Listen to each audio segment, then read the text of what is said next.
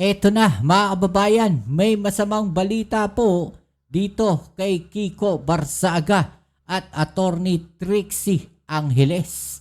Yan po ang ating alamin ngayon at pag-uusapan. Pero syempre bago ang lahat, please don't forget to subscribe, like, share at comment dyan sa comment section. At syempre, shoutouts tayo sa mga followers natin dyan at sa mga palagi po nandiyan dyan. Maraming salamat sa inyong suporta at syempre ang lagi nating hinihiling sa ating mga viewers, 1 view, 1 like po sana sa ating video. Okay, so eto mga babayan, no? Naalala po ba ninyo itong mga pinagagawa nitong si Kiko Barsaga nitong nakaraang mga buwan mga kababayan? Okay, so naalala po ba ninyo itong picture na to mga kababayan? Yan pong picture ni Kiko Barsaga. Ito po mga kababayan at ni Attorney Trixie Cruz Angeles mga kababayan. At ito po ang masamang balita sa kanila ngayon, no? Dahil po sa kanilang ginawa na pagrarally sa harapan ng Dasmariñas Village, sinampahan na po sila ng criminal complaints, no? Laban po dito kay Kiko Barsaga at Trixie Cruz Angeles, no? Dahil nga po sa kanilang pagrarally diyan po sa harap o sa gate po ng Dasmariñas Village mga babayan. Ang nagsampa po ng kaso sa kanila ay walang iba kundi ang Dasmariñas Village Association. No, kasi nanggugulo sila doon sa harap ng Dasma mga kababayan, di ba? Alam naman natin, exclusive subdivision po yan. No, at talaga namang tinarget nila yung subdivision na yan mga kababayan na doon mag-rally at magprotesta. Actually, ngayon lang ako nakakita ng ganong rally mga kababayan, ano? Iba talaga utak pagka mga DDS mga kababayan. Okay, so ayon po dito sa balita, sabi nga po dito, don't hijack the song of angry men. Dasma residents fight back, sue Kiko Barsaga, Trixie Angeles for targeting our community as a class mga babayan. No? Tinarget nila yung mga nakatira doon po sa Dasmariñas Village. Okay? So ito po yung balita na yan at panoorin muna natin tapos tsaka natin pag-usapan mga babayan. Right? So tara, let's go. Nagsampa ng reklamo ang Dasmariñas Village Association laban kina Congressman Kiko Barsaga at former presidential spokesperson Attorney Trixie Cruz Angeles. Alam nyo mga babayan, no, dito makikita natin na wala silang pakialam, no, sa kung sino man yung kanilang maaabala, kung sino yung kanilang mga magugulo, wala silang pakialam dyan mga babayan. No? Di ba, doon nga sila nagkaaway-away itong mga DDS na to. No, kasi nga ang tapang-tapang nitong si Kiko Barsaga, no, na magra-rally-rally, kaya nga siya binanatan ni Banat Bay mga babayan, di ba? Lakas ng loob mo mag-aya ng rally, no? Late ka na nga, pinalakad mo pa yung mga tao mula sa kabilang gate, papunta sa kabilang gate, no, na pagkalayo-layo, na nagutom, nag-antay sa iyo ron, samantalang ikaw nakikita sa mga post, sa mga picture na kumakain sa mamahaling restaurant, bago ka pumunta doon sa rally, diba? Ito naman mga didilis, nung dumating itong si Barsaga, abay tuwan-tuwa. No? Hindi nila naisip na pinagmukha silang tanga doon. Na inuto-uto lang sila ni Barsaga, mga babayan. Diba? Nagrally sila ron. Nagantay sila na matagal doon sa gate po. Nung una sa Forbes Park. Tama ba ako? Di ako nagkakamali. Tapos biglang nga sabi ni Kiko Barsaga, doon tayo sa Dasma. No? Kasi doon pala yung gate. Mali yung nasabi ko. Pagdating sa Dasma, mga babayan, nagrally sila. Anong ginawa ni Kiko Barsaga? Nagsalita lang ng konti. No, konting salita lang. Iniwanan na yung mga nagrarally. Ah, kayo naman uto-uto, sinasamba nyo kahit ginawa na kayong tangaron.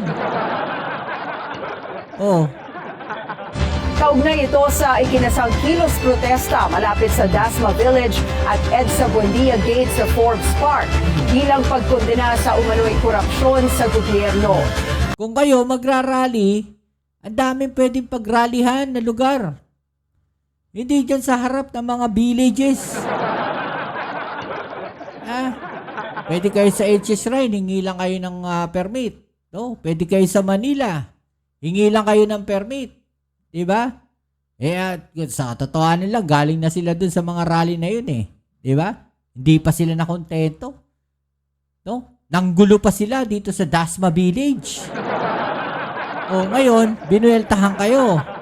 Ayon kay DBA President at Chairman Jose Cochinian III, tinarget umano ng dalawa ang komunidad na kanilang pinaghirapan. Naiintindihan daw nila ang galit ng publiko at nakikisa sila sa panawagan na accountability, pero dapat daw idaan sa legal at nasa batas ang anumang kilos protesta. Diba? Dapat legal. No? At nasa batas. Sabi dito. So, sino ngayon, mga kababayan, ang mga taong sumisira sa legalidad ng batas? Sino yung hindi sumusunod sa batas, mga kababayan? Simpleng batas lang sa pagrarally, sila mismo hindi nila magawa. Sila mismo, simpleng batas sa pagrarally, pagkuha ng permit, mga kababayan, hindi nila masunod. Yan ba yung mga iniidolo ninyo? Yan ba yung mga gusto ninyong sundan? Yan ba yung mga taong pinaglalaban ninyo? Kaya karamihan sa inyo, walang pakialam sa batas eh. Diba? Oh, ano sabi dito sa balita? Ayan oh. In a letter to residents dated November 28, DVA President and Chairman Jose Cochinian III said the association had filed charges with the Public Prosecutor's Office against Barsaga and Cruz Angeles for allegedly targeting our community as a class, mga babayan. Oh, Barsaga and Cruz Angeles, a former press secretary of President Marcos, were among a handful of protesters in an anti-administration rally held last October 12 near Dasmariñas Village, EDSA entrance, and the EDSA Buendia Gate of Forbes Park. Alam nyo, siguro kaya sinibak to ni Pangulong Bongbong Marcos kasi hindi niya makita yung kagaya ng ginagawa nitong si Jose Claire Castro ng PCO. Kasi si Jose Claire talagang matapang, pinaglalaban talaga yung pangulo natin. 'Di ba? Lalo na doon sa mga taong walang ibang ginawa kundi siraan yung Pangulong Bongbong Marcos natin. Yung mga nagtatangkang pabagsakin yung ating gobyerno. Kaya napakaganda na ang nilagay po ng ating pangulo diyan ay isang kagaya po, netong si Jose Claire Castro, na talagang nilalabanan etong mga makakaliwang grupo na to. Etong mga nasa kabilang parlor. A day earlier, Barsaga had called for the anti-Marcos protest on Facebook, saying they would bring people's anger to the front doors of the greedy and corrupt, which prompted authorities to deploy riot police outside the village gate and block McKinley Road, the main route to Forbes Park and Dasmariñas Village. Ito kasi ang pangit nung ginawa nila rito, mga babayan. Ano sabi dito? Sabi daw po ni Barsaga, dadalhin daw po niya ang galit ng mga tao sa harapan ng pintuan ng mga sakim at mga korap. So parang sinasabi dito ni Kiko Barsaga, mga babayan, na ang mga nakatira po dyan sa Dasmariñas Village at sa Forbes Park ay mga korap po. 'Di ba? Parang as a whole, generalize niya mga kababayan yung kanya sinabi dito. 'Di ba? As a whole Oh, to the front doors of the greedy and corrupt. Pag sinabi mong ganun, mga kababayan, parang sinabi niya na lahat na nandun sa Forbes Park at Dasmariñas Village ay mga corrupt at mga greedy. Yun yung kanyang sinasabi dito. Oh, on another note, I believe that all of you agree with me that we have rightly earned through our decades of hard work the right to enjoy the peace and tranquility of our oasis. We and our children and our children's children have the right to live, run, and play securely within our village. Sabi kasi dito mga babayan, yung karapatan nila, tsaka yung matagal nilang iningatan, no, na katahimikan, ginulo po yan. No, netong grupo nila Barsaga, 'di ba? Yun yung yun yung ikinakaso sa kanila dito, mga babayan, no? Galit din daw sila, mga babayan, sa mga nangyayari. Sabi dito, galit din sila, no, sa mga nangyayaring paghihirap ng mga tao, no, lalong-lalo na diyan sa pagsasayang ng mga public funds, no, sa flood control projects, 'di ba? Tsaka yung paghihirap ng mga tao, no, na naapektuhan ng mga pagmamalaki ang pagbaha. No, galit din daw sila diyan, mga babayan. No, pero yung sabihin nila o gawin nila, no, yung pagrarally nila sa harapan na itong mga exclusive village na yon, parang hindi na nga po tama. 'Di ba? Kasi syempre lahat naman tayo galit, no? At naghahanap tayo ng accountability at transparency diyan. No, kaya maling-mali, no, itong ginawa nila Kiko Barsaga, kaya po sila kinasuhan ng Dasmariñas Village. Oh, sabi nga niya dito, though we are one with the voice of democracy, we also understand that our actions must be within constitutional and legal bounds. We cannot and shall not tolerate the actions of those who will hijack the song of angry men to target the residents and the children of a peaceful community for their selfish political motives. We will defend our community and our God-given right to pursuit of happiness, mga babayan. 'Di ba? Kasi ginulo nila, no? Yung mga nakatira doon sa Dasmariñas Village. Naabala sila ron, mga babayan, neto mga nagrally na to. 'Di ba? Inabot sila ng madaling araw sa pagrarally doon. Kahit pa sabihin ninyo na yung mga bahay doon, mga high-end, kapag nagsisigawan yung mga yan, 'di ba? Maririnig at maririnig pa rin sila. At syempre, nakakaano yan sa mga, especially sa mga bata. No, nakaka-trauma yan.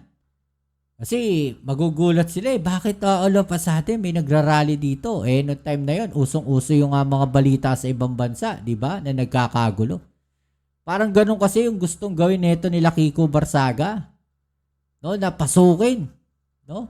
Actually, hindi rally Kung nagtagumpay sila ron, hindi rally mangyayari doon, mga kababayan Pagdanakaw Ha? Baka yung ibang rallyista ron, mga magnanakaw Imbis na magrarally lang pagka nagkagulo, no, kung sakaling nagkagulo nga ron, papasukin nila yung Dasmariñas Village, nako, malawakang pagnanakaw yan. Mahahandle ba yan ni Barsaga? Ang ikakatwiran lang yan, mga kababayan, yan yung galit ng taong bayan. No, kaya kayo ninakawan kasi ninakawan nyo rin yung kaban ng bayan. No, pero ang tanong, mga kababayan, sino ba nagnakaw? Lahat ba na nakatira dun sa Dasmariñas Village mga politician na sangkot sa flood control project? Diyan nyo makikita na minsan yung galawan netong si Kiko Barsaga, no, wala talaga sa hulog, mga kababayan. Diba? Hanggang dito na lang po muna ang ating video ngayon. At syempre muli nagpapasalamat sa lahat ng mga patuloy na nakasuporta dito sa ating channel. Shoutouts po sa mga followers natin dyan. Kita-kits tayo sa ating next video upload. Ito po muli ang inyong Kuya Mobs sa Mobs TV. And please don't forget to subscribe, like, share, at comment dyan sa comment section. Alright? Peace. I'm out.